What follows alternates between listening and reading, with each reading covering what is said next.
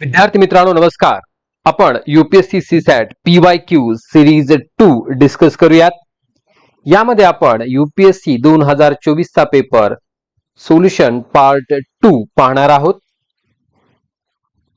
The total cost of 4 oranges.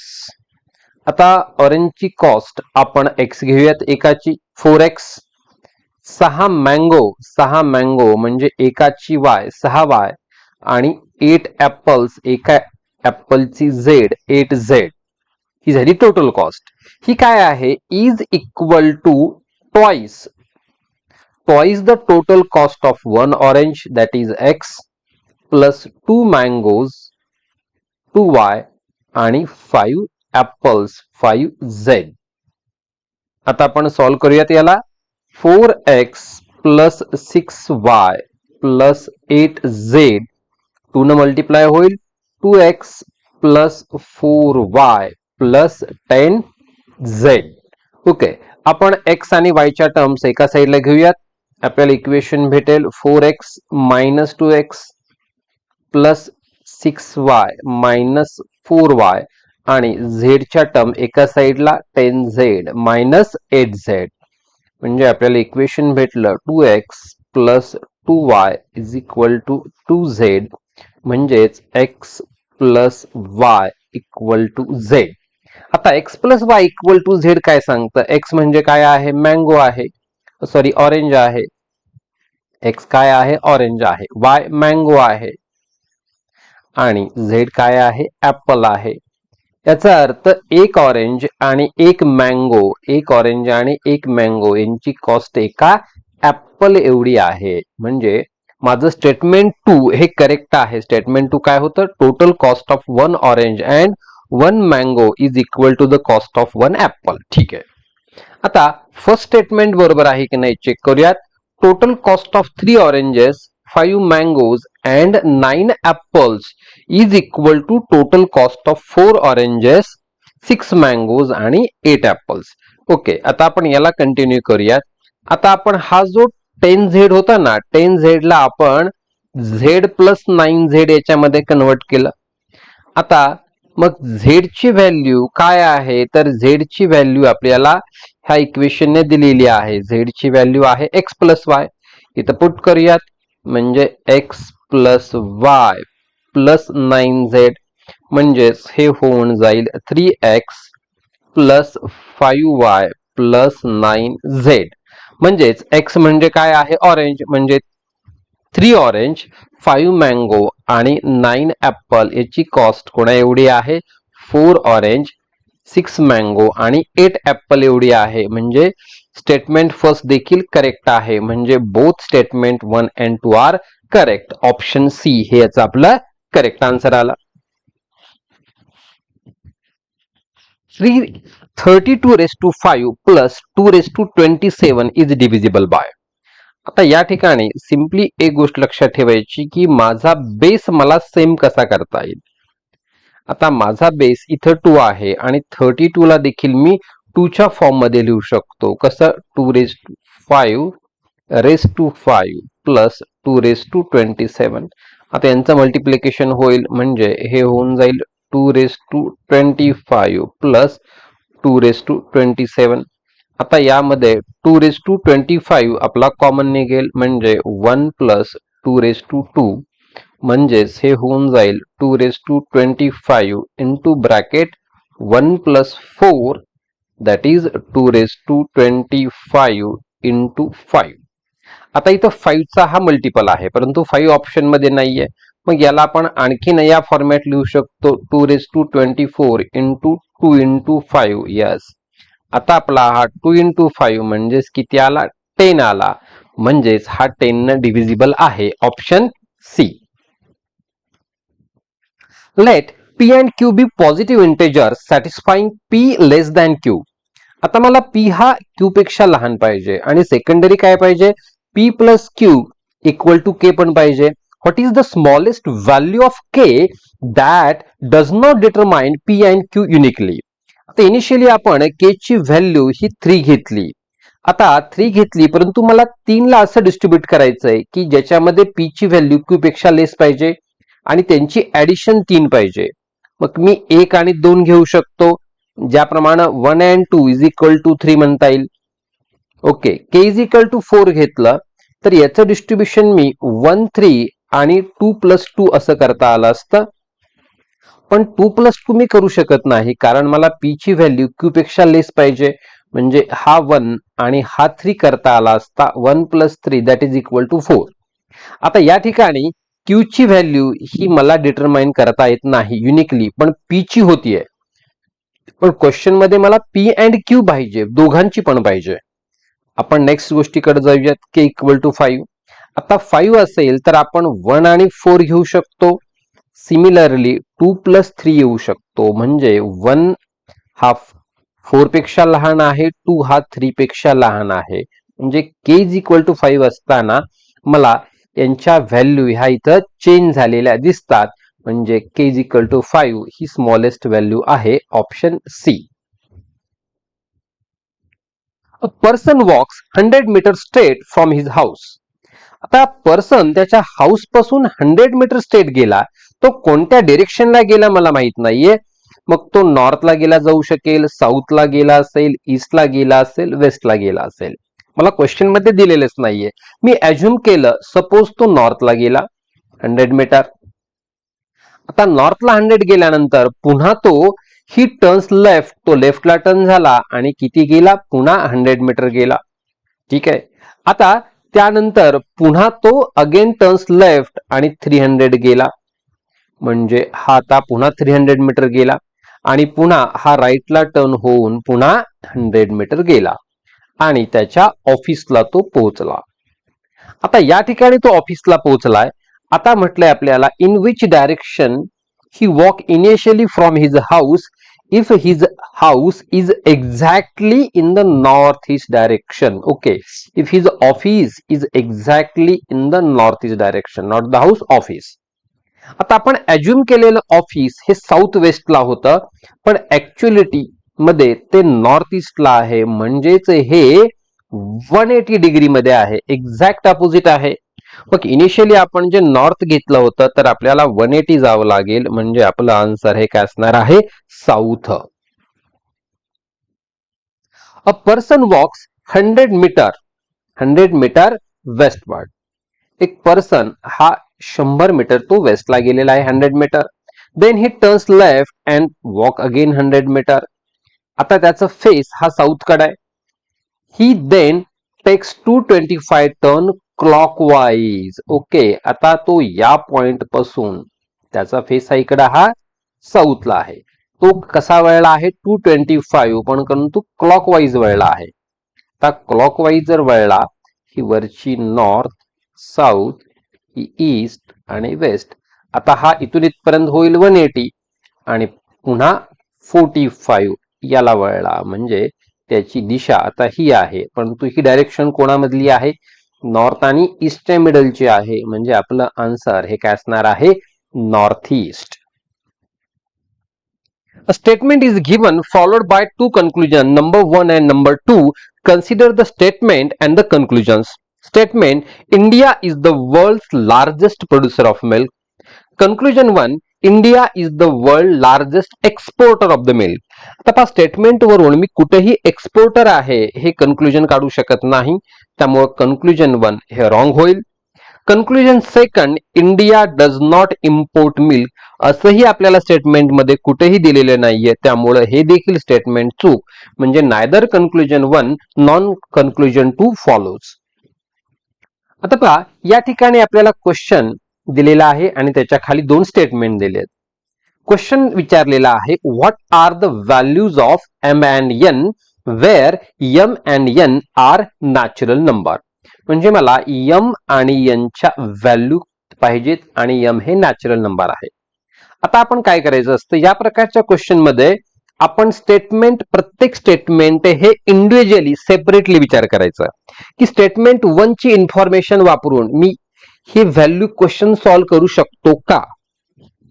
करत असेल तर ठीक आहे, किंवा नसेल तरीही स्टेटमेंट सेकंड हे देखील सेपरेटली विचार करायचा.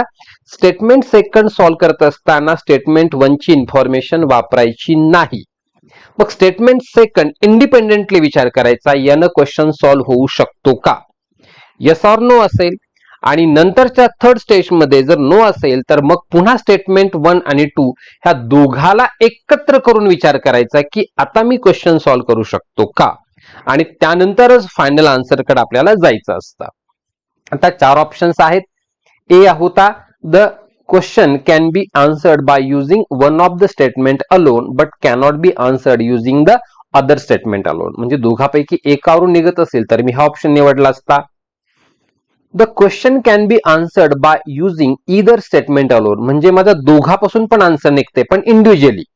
म्हणजे स्टेटमेंट 1 पासून निघतोय त्यावेळेस मी स्टेटमेंट 2 चा वापर करत नाही, किंवा स्टेटमेंट 2 पासून पण मी माझा आन्सर निघतंय पण स्टेटमेंट 1 चा वापर न करता त्यावेळेस हे उत्तर आलं असतं.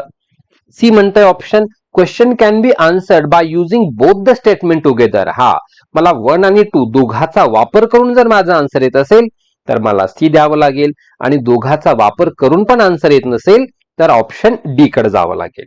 ठीक आहे. स्टेटमेंट 1 काय सांगतं बघूयात आपल्याला. स्टेटमेंट 1 म्हणतं की एम प्लस एन हे मोठं आहे एम आणि एनच्या गुणाकारा एवढं, आणि अजून दिलंय एम हे मोठं आहे एन पेक्षा. आता इथं या केसमध्ये मला एन ची व्हॅल्यू ही 1 घेता येईल, पण एम ची व्हॅल्यू माझी कोणत्याही व्हेरिएबल होऊ शकतील. 2, 3, 4, 5, 6 म्हणजे एम ची व्हॅल्यू मी डिसाइड करू शकत नाही. जसे की एन 1 आहे, एम 2, आणि हे मोठंच असणार आहे. 2 अधिक 1 3, 3 मोठं असणार आहे 2 पेक्षा. हा, पण इथे एन ची व्हॅल्यू मी 1 पेक्षा वाढवू शकत नाही. 1 पेक्षा जर वाढवली तर माझा आन्सर हे ही कंडिशन सॅटिस्फाय होत नाही. म्हणजे इथं मला एन ची व्हॅल्यू भेटते, एम ची भेटत नाही. म्हणजे स्टेटमेंट 1 वरून मी सेपरेटली काढू शकत नाही. आता स्टेटमेंट 2 काय म्हणतंय बघूयात.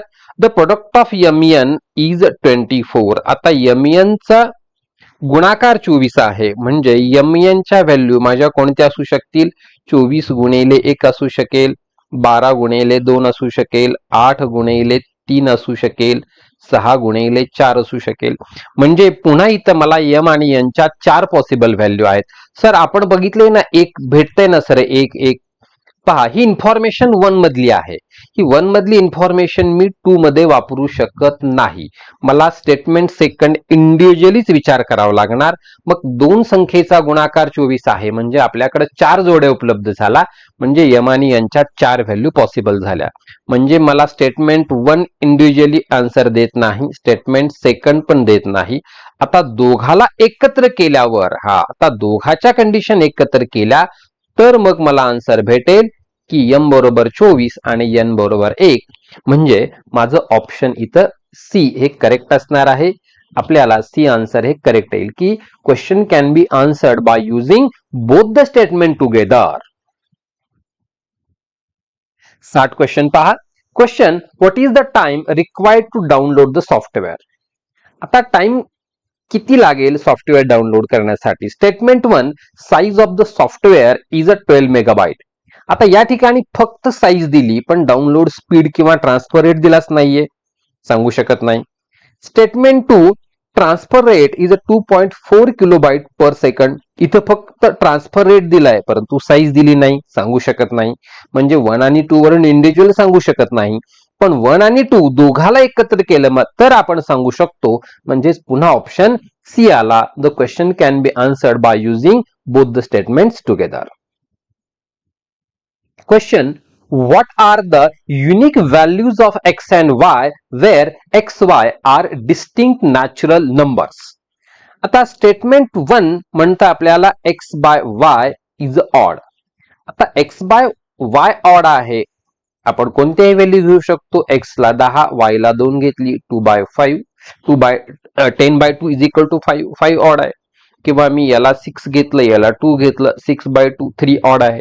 असं कोणत्याही व्हॅल्यू येतील आपल्याला खूप व्हॅल्यू भेटतील. म्हणजे ह्या स्टेटमेंट 1 वरून आपण सांगू शकणार नाही. स्टेटमेंट सेकंड म्हणतं X Y is equal to 12. आता X Y is equal to 12 आहे, म्हणजे इथं आपण 12 into 1 असू शकतं, किंवा 6 into 2 असू शकतं, किंवा 4 into 3 असू शकतं.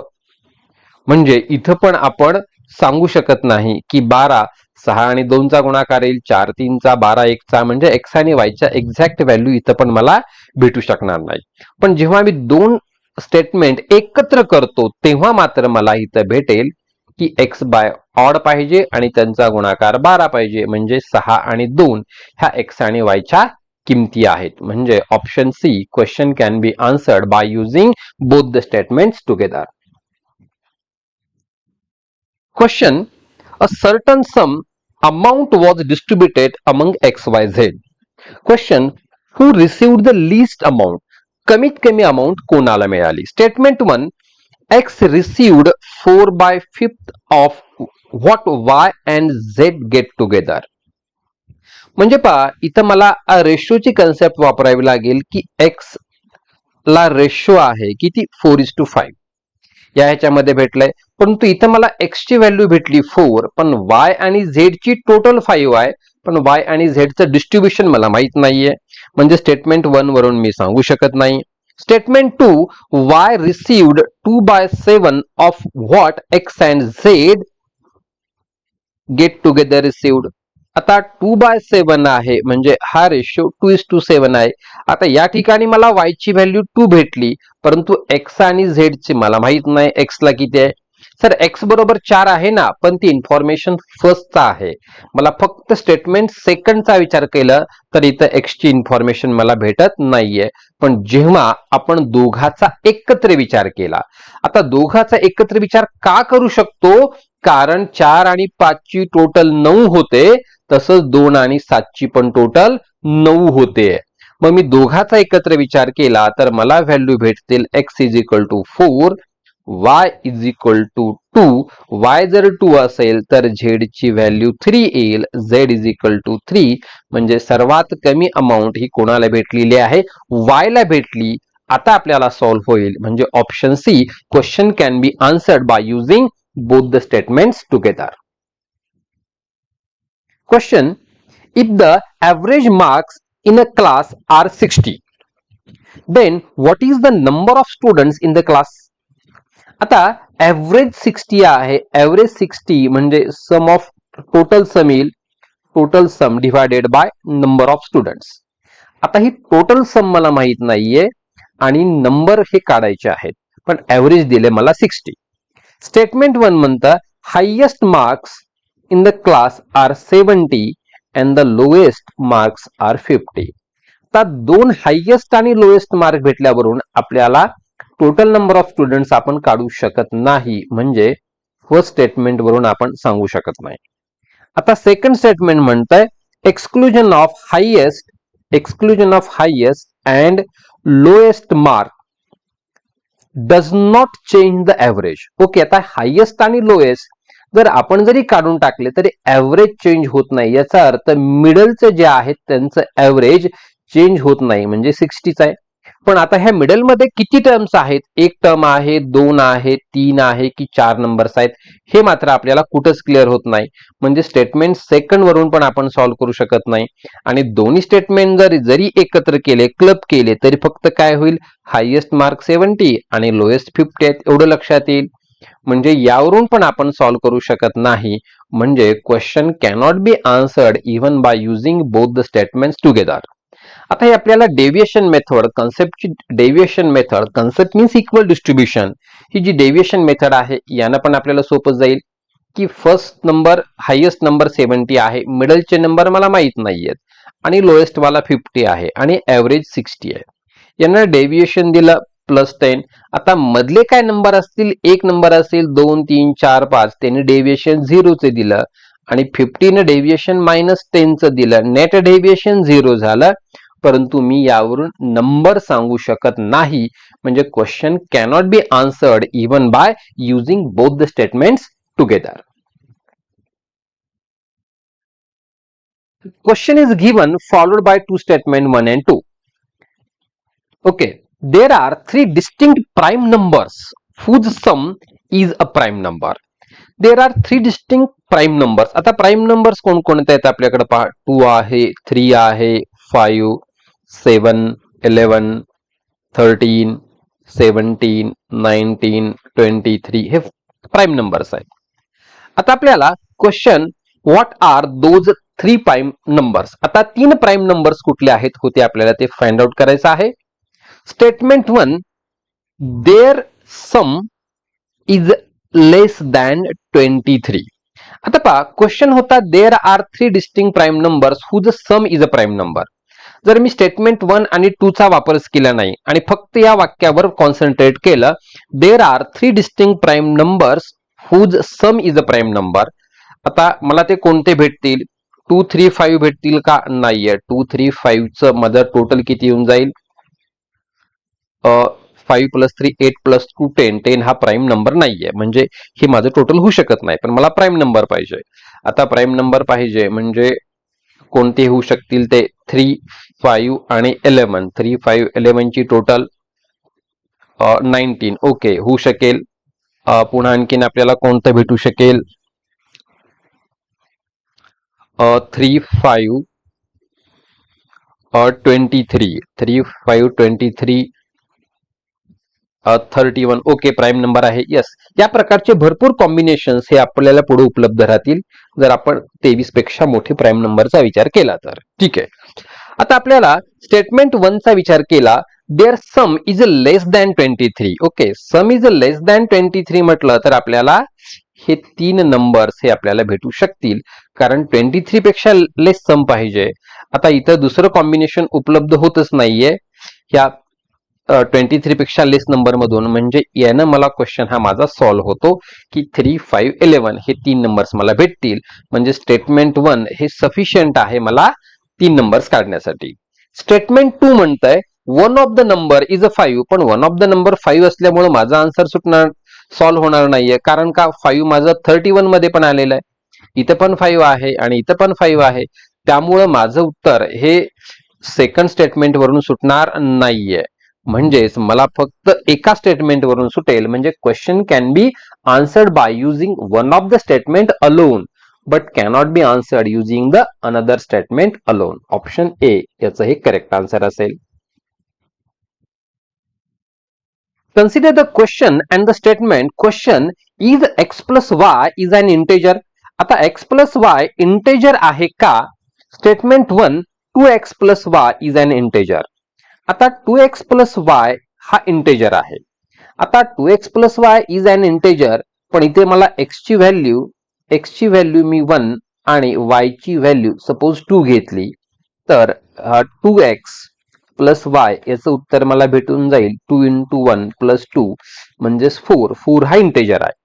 पण x ची व्हॅल्यू मी 1/5 आणि y ची व्हॅल्यू मी 1/3 घेतली, तर मग मात्र माझं उत्तर हे इंटेजर येत नाहीये. 2x + y या केसमध्ये माझा इंटेजर येत नाहीये, म्हणजे 2/5 + 1/3 हा इंटेजर नाहीच आहे. म्हणजे मला स्टेटमेंट 1 वरून उत्तर काढू शकत नाही. आता स्टेटमेंट 2 काय म्हटलंय? x + 2y. आता x + 2y म्हणजे काय केलं? फक्त उलट केलंय, म्हणजे यावरून पण मला उत्तर देता येणार नाही आणि दोघं जरी एकत्र केले तरी पण मी उत्तर देऊ शकणार नाही. म्हणजे option D, question cannot be answered even bye using both the statements together. Consider the question statement. A person buys 3 articles PQR for ₹50. आता PQR हे 3 आर्टिकल एकत्र खरेदी केले 50 रुपीजला. Question, what is the price of article P? आता P आर्टिकलची किंमत किती आहे? पण याच्यामध्ये मला गिवन आहे की Q आर्टिकलची किंमत किती आहे? 16 आहे आणि ही लिस्ट आहे. लिस्ट आहे याचा अर्थ P किंवा R यांच्यापैकी कुणाचीही किंमत 16च्या खाली जाणार नाही. म्हणजे P + R यांची जर टोटल काढली तर आपल्याला ती 50 मधून 16 मायनस करून ती किती होईल? 34 होईल. आता question, what is the price of article P? आता ह्या 34 मध्ये P ची किती प्राइस आहे माहित नाही. स्टेटमेंट 1 काय सांगतं बघूयात. हे PQR, यामध्ये Q ची किंमत 16. Statement 1, the cost of P is not more than that of R.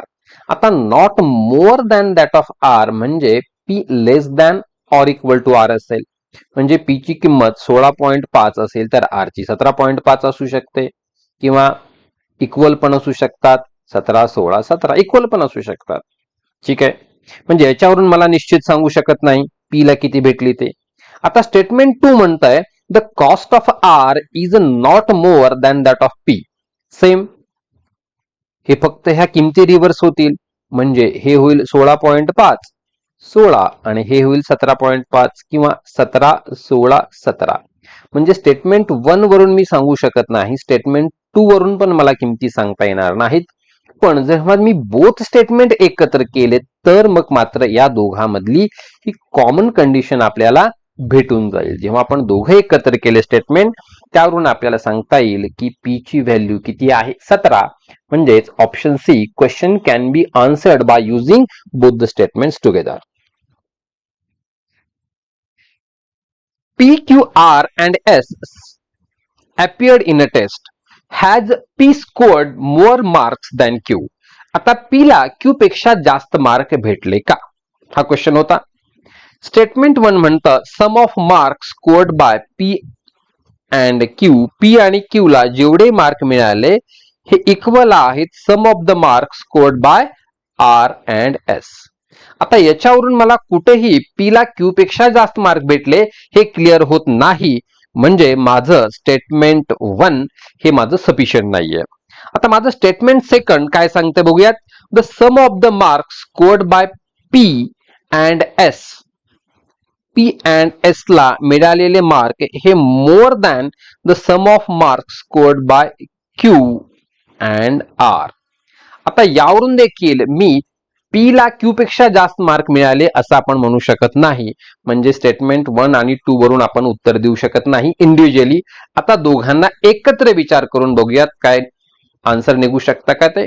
आता आपण दोघांची ऍडिशन केली तर P plus P that is a 2P plus Q plus S greater than R plus R 2R plus Q plus S. Q Q cancel होऊन जाईल, S S cancel आणि 2 देखील cancel होईल, म्हणजे यापासून एक रिलेशन भेटेल P is a greater than R. आता P is greater than R भेटला, पण मला P ग्रेटर दॅन Q पाहिजे, तर ते मला इथे भेटू शकलं नाही. ठीक आहे, आता आपण ह्या स्टेटमेंट ए चा आहे आणि बी. आता ए मधून आपण काय करूयात की R ची व्हॅल्यू घेऊयात, R ची व्हॅल्यू घेऊयात आणि ह्या स्टेटमेंट बी मध्ये आपण ती पुट करूयात. आता P plus S greater than Q plus, आता याच्यावरून R ची व्हॅल्यू काय येईल, याच्यावरून R ची व्हॅल्यू R बरोबर P plus Q minus S. P plus Q minus S. Okay, आता त्यामध्ये PP गेट्स कॅन्सल, म्हणजे S इकडे जाईल, म्हणजे 2S ग्रेटर दॅन 2Q, म्हणजे याच्यावरून भेटेल आपल्याला S is greater than Q. आता S is greater than Q भेटलं, आपल्याला P is greater than Q पाहिजे होतं, म्हणजे यावरून पण आपल्याला रिलेशन भेटलं नाहीये. आता R च्या ऐवजी आपण S ची व्हॅल्यू पुट करूयात, S बरोबर P plus Q minus R आणि फायनली आता काय येतं बघूयात, हा आपला लास्ट होप आहे. आता P plus S greater than, आता S ची व्हॅल्यू आहे P प्लस Q, S ची व्हॅल्यू आहे P plus Q minus R greater than Q plus R. Q Q cancel झाला, म्हणजे 2P ग्रेटर दॅन 2R, म्हणजे P is greater than R. म्हणजे यावरून पण आपल्याला P आणि Q ची व्हॅल्यू भेटत नाहीच आहे, म्हणजे option D, the question cannot be answered even by using both the statements together. Age of each P and Q is less than 100 years but more than 10 years. म्हणजे 11 to 99 या range मध्ये दोघांची वय आहे. If you interchange the digit of the age of a P, the number represent the age of a Q.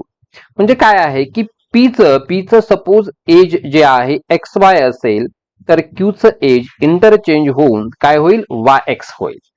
Question, what is the difference of their age. आता पहा, difference of their age याच्यामध्ये मला हे matter करत नाही की P मोठा आहे की Q मोठा आहे, मला डिफरन्स पाहिजे, म्हणजे तो डिफरन्स माझा पॉझिटिव्ह असणार आहे. ओके, ही गोष्ट लक्षात घ्या. मला डिफरन्स विचारला, इथे मला पीचं एज किती असं विचारलं नाही किंवा क्यूचं एज किती असं विचारलं नाही, मला डिफरन्स विचारलाय. या गोष्टीकडे फार महत्वानं लक्ष देणं आवश्यक आहे. Statement 1, the age of a P is a greater than age of a Q.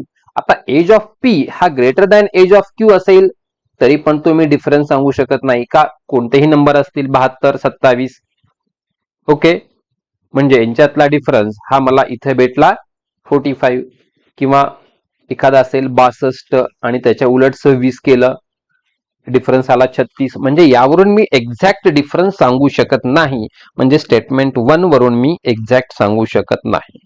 Statement 2, the sum of their ages is 11/6 times their difference.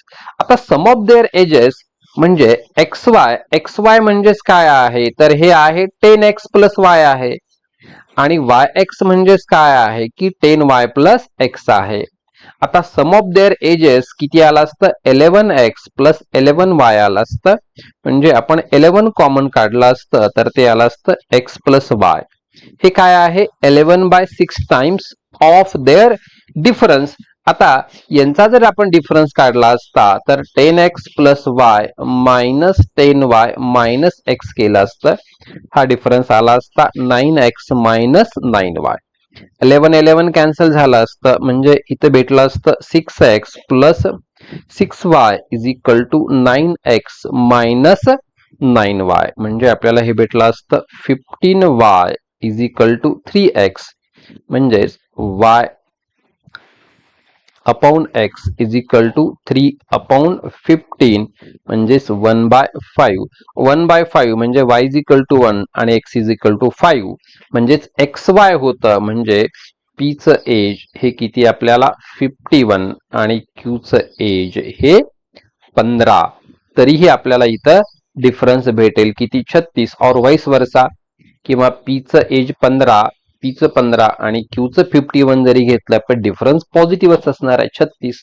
म्हणजे मला स्टेटमेंट सेकंड हे माझ्यासाठी सफिशियंट आहे आन्सर काढण्यासाठी. म्हणजे माझं आन्सर काय येईल, option A, the question can be answered by using one of the statement alone. A main statement is followed by four statements labeled P, Q, R, and S. Choose the ordered pair of the statements where the first statement implies the second and the two statements are logically consistent with the main statement. आता पहा, main statement आहे Pradeep becomes either a director or a producer. आता statement P दिलंय, Pradeep is a director.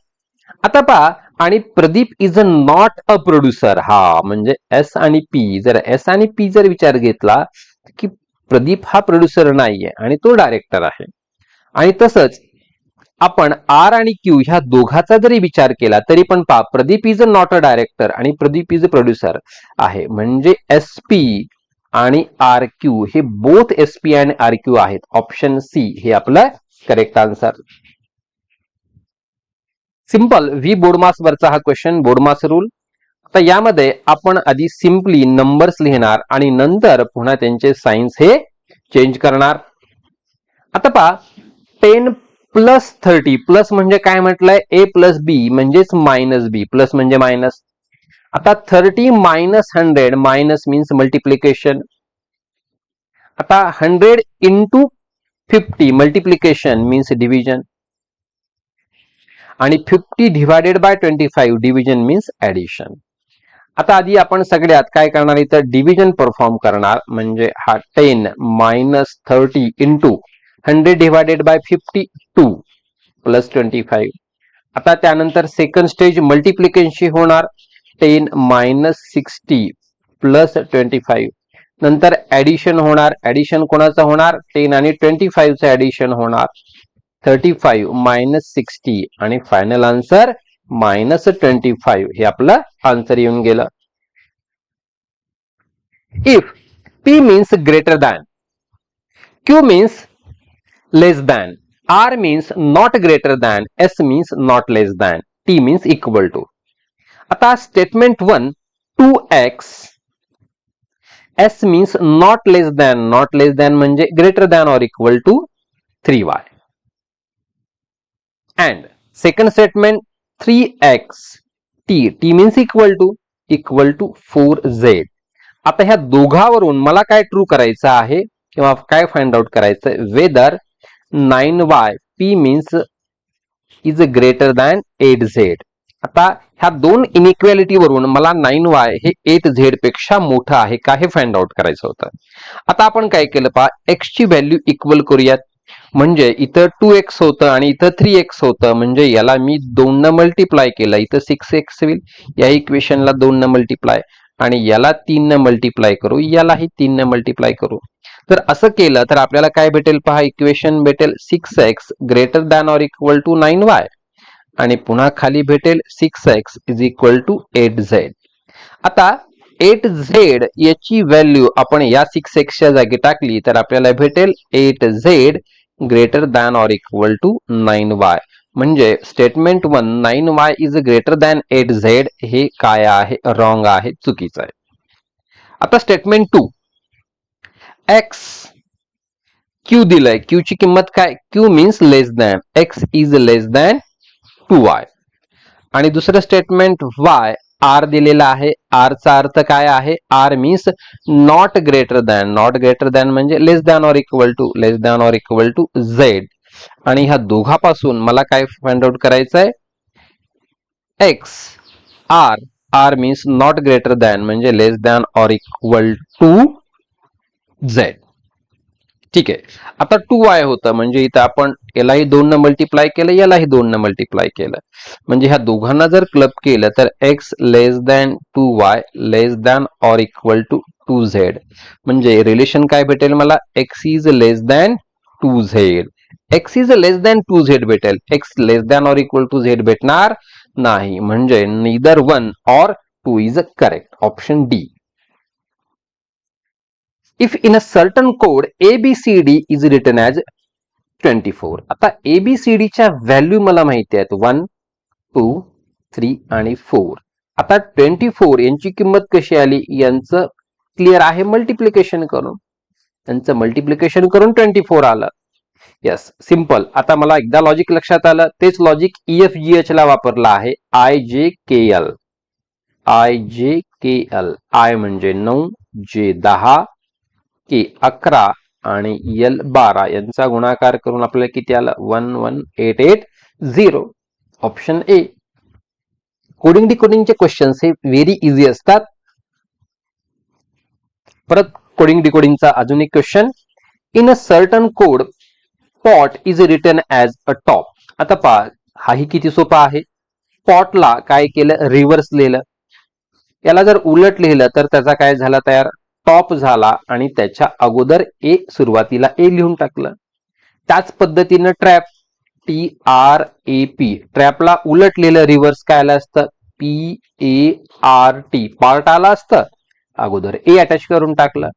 त्याच पद्धतीनं आपल्याला ARENA याला आपण रिव्हर्स लिहिलं असतं, ANERA आणि सुरुवातीला ए अटॅच करून टाकलं असतं. हे आपलं आन्सर येऊन गेलं, AANERA.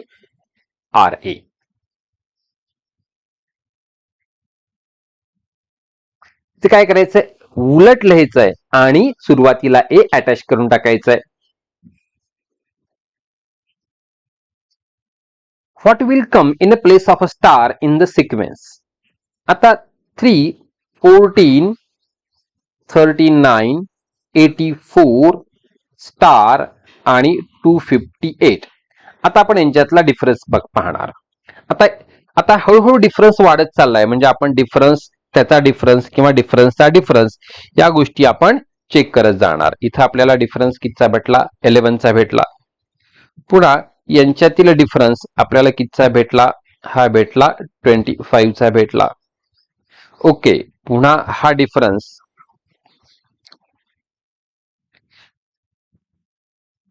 ओके, हा डिफरन्स 11चा. 11 नंतर आपला हा डिफरन्स भेटला 39. पुन्हा डिफरन्स आपण काढणार 84 मायनस 39, हा भेटला 45चा. आता मात्र मला पुढे डिफरन्स अवेलेबल नाहीये की 84 आणि ही संख्या आणि यांच्यातली संख्या. मग पुन्हा आपण डिफरन्सचा मधला डिफरन्स काढूयात. 11 आणि 25 मधला डिफरन्स काढूयात. ओके, हा आला 14. पुन्हा हा डिफरन्स आला 20. आता आपण इथं डिफरन्स मधला आता पुन्हा डिफरन्स जर बघितलं पहा तर आपण हा 6 न इन्क्रीज होतोय. मग हा 6 न इन्क्रीज झाला असता म्हणजे 20 आणि 6 26 झाला असता. मग 45 प्लस 26 म्हणजे हा काय झाला असता 71 झाला असता. आता हा 26 परत आणखीन 6 न इन्क्रीज होऊन किती झाला असता 32 झाला असता. म्हणजे तो 71 प्लस 32 म्हणजे 103 झाला असता. आता आपण सॅटिस्फाय करून बघूयात हे कंडिशन सॅटिस्फाय होते का. 3 plus 11 14, 14 plus 25 39, 39 plus 45 84, 84 plus 71 155. Okay, स्टारच्या ऐवजी 155 आहे. पण 155 प्लस 103 258 येतं का. 155 प्लस 103 यस 258 येतं. म्हणजे दोन्ही सॅटिस्फाय झालंय. म्हणजे आपला आन्सर किती आला 155. In some code letters P, Q, R, S, T represent numbers 4, 5, 10, 12, 15. आता P, Q, R, S, T हे 5 अल्फाबेट आहेत आणि ह्या 5 व्हॅल्यू त्यांना असाइन करायच्या आहेत. पण याच सिक्वेन्सनं नाही. त्यांचा सिक्वेन्स हा कोणताही असू शकतो. पुढं it is not known which letter represent which number. If Q minus S is equal to 2S. आता Q minus S is equal to 2S म्हणजेच Q is equal to 3S. आता याचा अर्थ काय पहा की मला Q ची किंमत ही S च्या किती आहे 3 टाइम्स आहे. मग आता 3 टाइम्स असलेले कॉम्बिनेशन आपण घेऊयात की जी व्हॅल्यू आपल्याला S आणि Q ला असाइन करता येतील. आता तिप्पट जोड्या 4 आणि 12 एक आहे. म्हणजे S ची किंमत 4 तर Q ची तिप्पट 12 किंवा 5 आणि 15 असू शकते. 5 असेल तर हे 15 पण असू शकतं. म्हणजे इथे आपल्याकडे 2 कॉम्बिनेशन अवेलेबल आहेत. बरं, आता आपल्याला आणखीन एक गणितात स्टेटमेंट दिलेलं आहे. काय दिलंय की T is equal to R plus S plus 3. आता T ची व्हॅल्यू ही R प्लस S घेऊन करायची. आता फर्स्ट 4 आणि 12 साठी आपण विचार करू. S ची किंमत 4 घेतली 3. आता S ची किंमत 4 गेल्यानंतर बघा S ची किंमत 4 गेल्यानंतर R ला मी 12 घेऊ शकत नाही का. जेव्हा S 4 असतो तेव्हा Q 12 असतो. मग मला 4 5 10 12 आणि 15 याच व्हॅल्यू राहिल्या. मी 4 घेऊ शकत नाही 12 घेऊ शकत नाही. 4 आणि 3 7. आता T आणि R साठी मला 5 10 15 अशा कुठल्याही गोष्टी मी घेऊ शकत नाही का. मी जर याला 5 घेतलं 5 आणि 4 9 10 11 12 परंतु 12 तरी मी घेऊ शकत नाही. मी याला 10 घेतलं 10 आणि 4 14 15 16 17 17 अवेलेबलच नाहीये. 15 घेतलं 15 आणि 4 19 20 21 22 म्हणजे 4 आणि 12 घेऊन मला आन्सर भेटत नाही. मग आता मला कन्फर्म झालं 5 आणि 15 आहेत. मग T बरोबर R प्लस S प्लस 3 होतं. मग आता S ची किंमत माझी 5 आली. 5 अधिक 3 8. आता 4 5 10 12 आणि 15 मध्ये 5 गेलं आणि 15 ह्या दोन किमती गेल्या. आता मी S ची किंमत R ची किंमत ही 4 घेऊ शकतो कारण 4 आणि 5 9 3 12 म्हणजे T ची किंमत 12 आली. म्हणजे मला इथे आन्सर भेटल्या T ची 12 भेटली, R ची 4 भेटली, S ची 5 भेटली, Q ची 15 आणि राहिली P ची किंमत 10. मग आपल्याला कोणाची किंमत काढायची आहे तर काढायची आहे P plus R minus T ची काढायची आहे. P ची किंमत 10, R ची 4 आणि T ची 12. 10 आणि 4 14 वजा 12 बरोबर 2. ऑप्शन बी हे याचं आपलं करेक्ट आन्सर आलं. ओके विद्यार्थी मित्रांनो, तुम्हाला आवडला असेल कमेंट करा, लाईक करा आणि सबस्क्राईब करा. पुन्हा आपण आपल्या नेक्स्ट सिरीज मध्ये आपण पुन्हा 2023 चा UPSC चा CSAT चा पेपर घेऊन भेटूयात. थँक्यू.